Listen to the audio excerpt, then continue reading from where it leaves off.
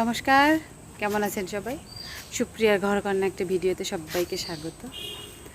সকালবেলা তো ঘুম আমার একই টাইমেই ভাঙে, আজকেও সেম। তো আজকে আমার সাথে সে সারেও উঠছে। আর সকালবেলা এখন একটা ভালো নেশা হয়েছে যে ঘুম থেকে উঠে আগে গাছগুলোকের কাছে আসা, কারণ সব গাছগুলো কি অনেক সুন্দর হয়েছে। আর পুঁই মাচাটা দেওয়ার পর থেকে আরও বেশি ভালো লাগতেছে। আর এখানে যে আমার এই ফুলটা ফুটে আছে, এই হচ্ছে পুরো আরও আলোড়ন করে রাখছে। মোটামুটিভাবে এখন আলু গাছ যে লাগাইছিলাম, মিষ্টি আলুর গাছ, সেটা তো এলাও খাওয়ার উপযুক্ত হয়েছে। আর ঢ্যাঁড়স গাছে তো ঢ্যাঁড়স আসছে বাজার থেকে, আর আমাদের কিছু কেনা লাগবে না, মনে যাবে। যাই হোক, সকালবেলা আমার এই ছোট্ট বাগান থেকে ভিডিওটা শুরু করি, সাথে থাকুন, অবশ্যই ভালো লাগবে। সকালে যখন ঘুম থেকে উঠে দেখলাম যে টগর ফুলটা ফুটছে, দেখে যে কী ভালোই লাগলো।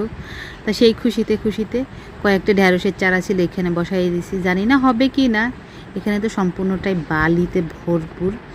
আর আজকে এতগুলি ফুল ফুটছে, ওইটা সাদা ফুল আর এখানে রং বেরঙের ফুল, দেখে যে কী ভালো লাগতেছে। আমার শাশুড়ি বলতেছে এই গাছগুলোকে আরও অনেক বানাও, দেখতে ভালো লাগে। যাই হোক, গল্প সপ্প করে আসলাম রান্নাঘরে। আজকে একটু নুডলস করব সবজি দিয়ে। সে বলতেছে বারবার গাছে কতগুলি ক্যাপসিকাম হয়েছে, আমার যদি একটু নুডলস না করে দেয় তাহলে কি হয়। তার জন্য একটু আলু, গাজর, বিনস আর ক্যাপসিকাম দিয়ে তাকে একটু সবজির দিয়া একটু ঝোল ঝোল করে নুডলস করে দেবো। এটা মোটামুটি খেতে ভালোই লাগে। ফ্রাইড তো আমরা খাই, অত বেশি ভাজা পোড়া তো খাওয়া ঠিক না। এভাবে খেলে হয় কি, এতেও কিন্তু ভাজা হয়, যেহেতু আমি সবজিগুলো ভাজতেছি। কিন্তু আমার কাছে সব ধরনের ভাবেই নুডলস তো ভালো লাগে, কারণ আমার নুডলসটা খুব পছন্দ, তারও খুব পছন্দ। আর সে বেসিক্যালি সবজি দিয়ে নুডলসটা খুব বেশি পছন্দ করে।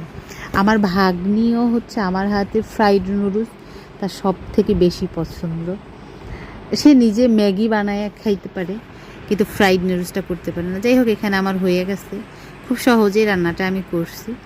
খাওয়া দাওয়াইছি যেহেতু ভালো, তার জন্য বলছি যে লতি তুলে দিতে হবে, তাই তুলে দিছে। তাকে দিয়ে তো আমি সহজে কোনো কাজ করাইতে পারি না, এই একটা কাজ তাকে দিয়ে আমি করাই, যে কচুর লতিটা তুলে দিতে। কারণ আমার শাশুড়ি খুব ভালো খায় কচুর লতি, তো তার মায়ের জন্য ও তো 100% সে তুলবে। চলে গেছে তো অফিসে। তারপরে আমি দেখি কি নিয়ে আসছি। আমাদের গাছে হয়েছে পেয়ারা, নতুন গাছে দুটো পেয়ারা হয়েছে, পেয়ারা দিতে পারছি। আর একদিন পারলে আগে ভালো হইতো, কারণ একটা পেয়ারা বেশি নরম হয়ে গেছে, আর দুটো কলমি শুকিয়ে দেখে এত লোভ লাগলো, না আনলে পারলাম না। আর পেয়ারা দুটো দেখে মন ভরে গেছে। এদিকে জলও শেষ হয়ে গেছে, আমি আবার একটু জল ভরলাম ট্যাঙ্ক থেকে। আর পেয়ারাগুলো তো একেবারে ডাঁটা একটা, আর একটা নরম। আর এইখানে আমার যে পয়সা প্লান্ট গাছটা ছিল, এই একেবারে দুনিয়া ছড়াইয়া ছিটাইয়া নিচ্ছে, তাই ওকে একটু গোছগাছ করলাম। আমি এখানে একটা তুলে, শিকড় তুলে এই কাপটার মধ্যে রাখলাম, দেখি কোথায় রাখা যায়। এই তো এদিক ওদিক করতে করতে বেজে গেছে 2টো, স্যার চলে আসছে। আমি রান্নাবান্না করে খুব সহজ রান্না আজকে। ছোটো মাছ রান্না করছি, লাউয়ের শুকলা ভাজি করছি, যে কলমি শাক আনছিলাম সেটা শুটকি দিয়ে রান্না করছি, আর করছি একটু চাল কুমড়ার পাতা ভর্তা। কারণ হচ্ছে একটা চাল কুমড়া গাছে আমার মানে ঘূর্ণিঝড় হয়ে গেছে, খুবই মন খারাপ। তার সাথে যে পাতাগুলো ছিল সেটাই ভর্তা করছি, দারুণ হয়ে গেছে। বললাম না চাল কুমড়া গাছে ঘূর্ণিঝড় হয়ে গেছে। এই চাল কুমড়াটা আমি রাখছিলাম যেটা পাকাবো মোরব্বা বানানোর জন্য, কিন্তু চাল কুমড়ার ভারে সে একেবারে গাছের লতা পাতা ছিঁড়ে নিয়ে পড়ছে। কিছুই করার নাই, এখানে ফেটেও গেছে। জানি না এটা দিয়ে কি খাওয়া যাবে, কারণ এটা অনেকটাই শক্ত। পেয়ারা হচ্ছে আমার অন্যতম পছন্দের একটা ফল। আমাদের বাড়িতে তো পেয়ারা গাছ ছিল, আমি বৌদিদের নিয়ে আমরা পেয়ারা ভর্তা খাইতাম, গাছে উঠে এমনি খাইতাম, লবণ মরিচ হাতে লইয়া খাইতাম। তার জন্য আজকে একটু সেই বাড়ির মতো লবণ মরিচ দিয়েই খাবো। পেয়ারাটা আমি ভাবছিলাম ভিতরে হয়তো নরম হবে, কিন্তু না, ঠিকই আছে। আর গন্ধটাও ভালো। অনেক পেয়ারায় আছে কেমন একটা বাজে গন্ধ লাগে, কিন্তু এটা নিজেদের গাছের বলে বলছি না, যেহেতু গাছটা আমরাও কিনে আনছি। এই তো একটা মরিচ ভেঙে লবণ দিয়ে দারুণ লাগতেছে, ঝাল ঝাল। আসলাম যদি ছাড়ে 2-1 টুকরা খাই তার জন্য। অনেকক্ষণ সন্ধ্যা পেরিয়ে গেছে, চলে আসছি রান্নাঘরে। আজকে দারুণ একটা জিনিস রান্না করব। আমি জানি না এই রান্নাটার সাথে কে কে পরিচিত। আমি আজকে দুধ লাউ রান্না করব, মানে লাউয়ের পায়েস রান্না করব। কচি একটা লাউ আনছিল, তার বুকের অংশ বাদ দিয়ে ভালো করে ছুলে আমি গ্রেটার দিয়ে একটু গ্রেট করে নিলাম। একটু সরু সরু করে গ্রেটটা করতে হয়। আমি প্রথমবার আমার একটা কাকির হাতে খেয়েছিলাম, দারুণ লাগছিল। তারপরে খেয়েছিলাম আমি যখন এসএসসি পরীক্ষা দিই, যে বাড়িতে থাইকে আমি পরীক্ষা দিয়েছি সেই বাড়িতে তারা বানাইছিল, আমাকে দিছিল। আমার সেখান থেকেই লাউয়ের পায়েসটা খুব পছন্দ। চালের পায়েস থেকেও লাউয়ের পায়েসটা খেতে সবথেকে আমার কাছে বেশি ভালো লাগে। তো এখানে আমি গ্রেট করার পরে গরম জলে একটুখানি ফুটিয়ে নিছি। ওটা বেশি সিদ্ধ করব না, শুধু একটু বলক উঠলে নামিয়ে নেবো। আর এখানে দুধটা ঘন করে নিয়েছি, তাতে দিয়ে দিলাম এলাচের বিচি, তাহলে গন্ধটা খুব ভালো আসবে।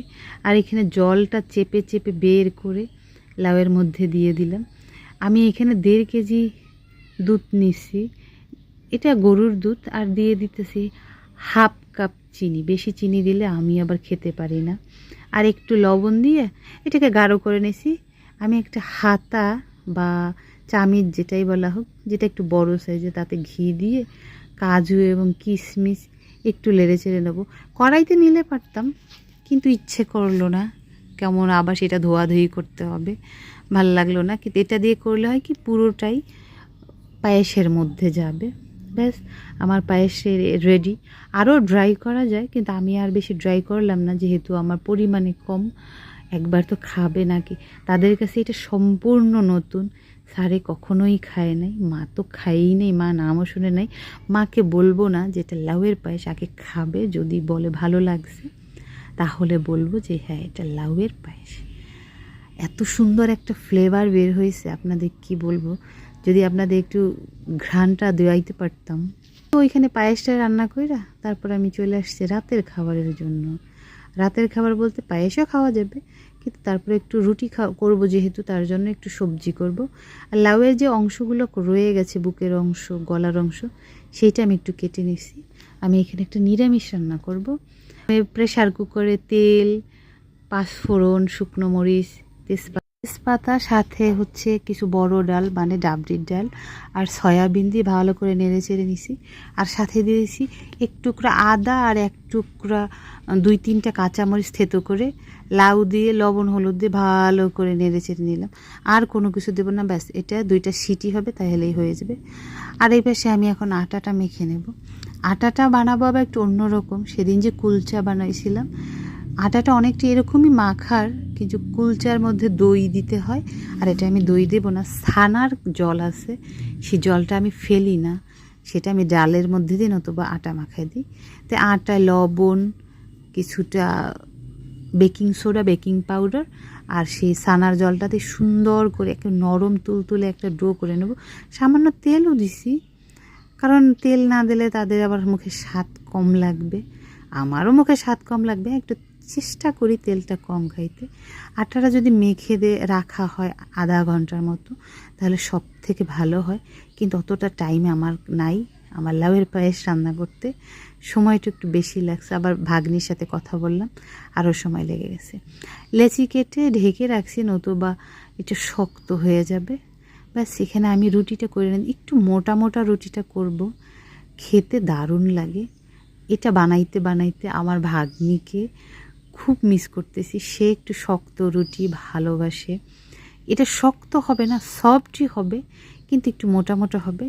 দেখতেও সুন্দর লাগে, খেতেও সুন্দর লাগে। এটার সাথে মূলত যদি চিকেন গ্রিল বা পনির বাটার মশলা, চিকেন মশলা এসব হয়, তাহলে কিন্তু খেতে হেভি লাগে। শীতের সময় একবার করছিলাম পনির দিয়ে, আর সাথে পালং শাক দিয়ে পনির পালং করছিলাম, আর সাথে রুটিটা করছিলাম। সেটা স্যারে বলতেছে সেটা হলে বেস্ট হইতো। আমি বললাম যে না, লাউয়ের তরকারি দিয়েও খেতে দারুণ লাগবে। বাস, এইভাবে আমি সামান্য তেল দিয়ে এপিস ওপিস উল্টা করে ভেজে নিতেছি। আর এখানে রুটি ভাজা হয়ে গেছে, আমি এখন মাকে খেতে দিয়ে দেব। পায়েস দিয়ে দিতেছি 1 বাটি, আর দেব হচ্ছে লাউয়ের তরকারিটা। প্রেশার কুকারটা খুলে একটু ধনে পাতা দিতে হবে। এখানে আর একটাও সেঁকে নিচ্ছি।